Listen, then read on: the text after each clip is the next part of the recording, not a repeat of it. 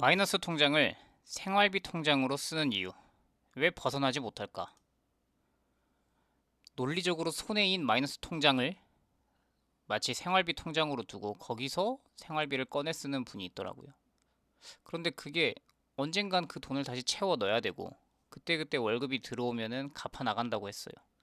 그러면 그럴 게 아니라 마이너스 통장의 한도만큼 예금 잔액을 그만큼 두고 쓰면 이자가 안 나가도 되고 오히려 이자가 생기니까 더 이득이 아닌가? 라는 생각이 들었는데 왜 그분은 그런 일을 할까? 심리적 기제.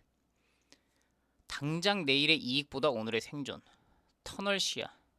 마이너스 상태. 결핍에 처하면 인간의 뇌는 터널 속에 갇힌 것처럼 변합니다. 터널 끝에 밝은 빛. 미래의 저축, 이자 절감은 보이지 않고 오직 눈앞의 벽만 보게 됩니다. 이번 달 결제 대금. 2천만 원을 모으기 위해 당장 몇 달간 소비를 극단적으로 줄여야 하는 고통은 크게 느껴지지만 매달 야금야금 빠져나가는 마이너스 통장 이자는 시스템 비용처럼 느껴져 무감각해집니다. 인지 에너지가 이번 달 마이너스 메꾸기에 다 쓰이다 보니 일단 채워놓고 시작하자는 고차원적인 전략을 짤 여력이 남아있지 않은 것이죠. 역설적이게도 그분에게는 마이너스 통장은 심리적 인공호흡기 같은 역할을 합니다. 잔액이 0원인 상태에서 예상치 못한 지출이 생기면 패닉에 빠지지만 마이너스 2천만 원이라는 한도는 언제든 꺼내 쓸 수 있는 가짜 여유를 제공합니다. 실제로는 내 돈이 아니지만 한도 내에서는 내가 통제권을 쥐고 있다는 착각을 주기 때문에 그 불안감을 해소하기 위해 이자라는 기회비용을 계속 지불하는 셈입니다. 0의 벽을 넘지 못하는 심리적 환상. 마이너스 상태에서 플러스로 전환하려면 탈출 속도가 필요합니다. 마이너스 2천만 원인 사람이 잔액 2천만 원을 만들려면 총 4천만 원의 에너지를 쏟아야 합니다.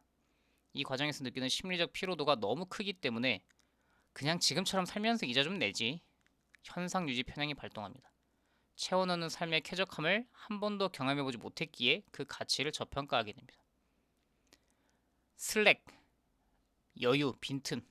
말씀하신 세인트 존스 병원 사례처럼 시스템에 여유가 없으면 작은 충격에도 전체가 흔들립니다. 마이너스 통장을 쓰는 사람은 늘 한계치 근처에서 아슬아슬하게 줄타기를 합니다. 이런 긴장 상태는 뇌를 피로하게 만들고 필요한 데는 충동적인 결정, 충동구매, 보상심리, 보복 소비를 내리기 쉬워집니다. 결국 다시 마이너스에 깊어지는 악순환, 결핍의 덫이 완성되는 것이죠. 결국 그분은 2천만 원이라는 공간을 이자로 사고 있는 셈입니다.